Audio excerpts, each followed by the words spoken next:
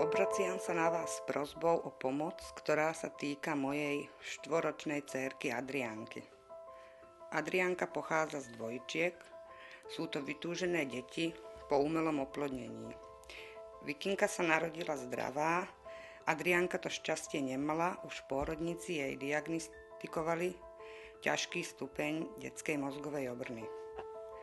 Problémy so starostlivosťou o ňu začali už tam. Nemohli sme ísť domov, tak ako so zdravým dieťaťom. Ostávali sme dlhšie v nemocnici, nakoľko nás sestričky učili cvičiť Vojtovú metódu, ktorú cvičíme dodnes. Starostlivosť o postihnuté dieťa je veľmi náročná, nie len psychicky, ale aj finančne.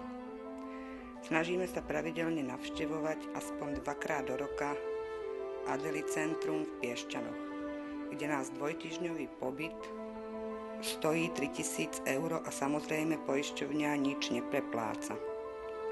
Dospela do veku, kedy je už schopná navštíviť hyperbarickú komoru, ktorá je veľmi dobrá na okysličenie mozgu, avšak 10-dňový pobyt stojí ďalších 1 000 eur. Navštívili sme aj kúpele v Kováčovej a Dunajskej Lužnej a bolo nám doporučené rehabilitačné centrum v Maďarsku, v Šoproni, kde týždenný pobyt stojí 700 eur. Adriánka je veselé usmiaté dievčatko, má 4 roky, avšak sama ešte nesedí, i keď má veľkú snahu.